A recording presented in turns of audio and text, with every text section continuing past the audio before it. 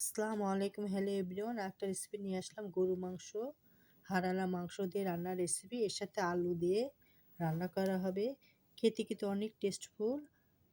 আলু দিলে গরুর মাংস স্বাদ আরও বাড়িয়ে দেয়। খেতে কিন্তু অনেক ভালো লাগে। দেখতে পাচ্ছেন মাংসটা আমি সুন্দর করে ধুয়ে নিয়েছি রেসিপির জন্য। এর মধ্যে দিতে হবে, আলুটাও সিদ্ধ করে নিয়েছি।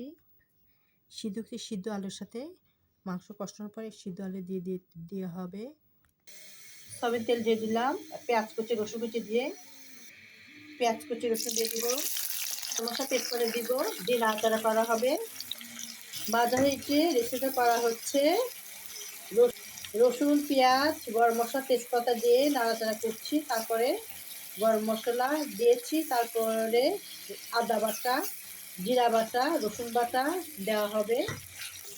জিরা চামচ 1 চামচ, জিরা বাটা, পেঁয়াজ বাটা, রসুন বাটা, আদা বাটা, 1 চামচ মরিচের গুঁড়া, ধনের গুঁড়া, হলুদের গুঁড়া, স্বাদ মতো লবণ দিয়ে দিলাম। মশলা কষানো হচ্ছে। সামান্য কুসুম গরম পানি দিয়ে মশলা কষিয়ে নিব। সামান্য কুসুম গরম পানি দিয়ে মশলা কষানো হবে। গোটা রসুন দিয়ে দিচ্ছি, কাঁচামরিচ দিয়ে আবার নাড়াচাড়া করা হবে। মাংস দিয়ে মশলার সাথে কষানো হবে। মাংসগুলো দিয়ে দিচ্ছি, সিদ্ধ আলু পরে দিয়ে দিব।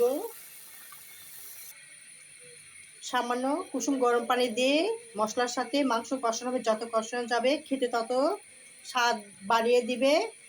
মশলার একটা কাঁচা গন্ধ দূর হবে, খেতে অনেক সুস্বাদু হবে। সামান্য পানি দিয়ে নাড়িয়ে চাড়িয়ে উল্টে এপাশ ওপাশ করে রান্নার রেসিপি করতে হবে। এভাবে নাড়াচাড়া করতে হবে। আবার একটু পানি দিয়ে আবার এভাবে কষিয়ে রান্নাটা করতে হবে। ঢাকনাটা দিয়ে দিলাম। মাঝা হিটে রেসিপিটা করা হচ্ছে। আলু দিয়ে দিব, টমেটো দিয়ে দিব,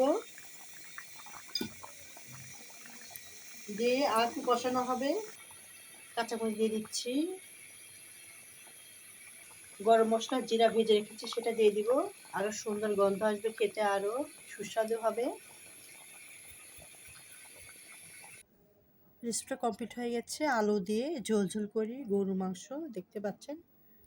এভাবে রান্না করেছি, গরম ভাতের সাথে খেতেও ভালো লাগবে, আবার রুটি পরোটা দিয়ে খেতে ভালো লাগবে। রেসিপিটা যদি ভালো লেগে থাকে, যারা ফেসবুকে দেখছেন তা ফলো দেবেন, যা ইউটিউবে দেখছেন সাবস্ক্রাইব করে বেল বাটন অন করবেন, পরপর নোটিফিকেশন ভিডিওর জন্য আপনারা দেখতে পারেন। লাইক কমেন্ট করতে পারেন। আপনাদের কাছে আন্তরিক শুভেচ্ছা রইল। আল্লাহ হাফেজ।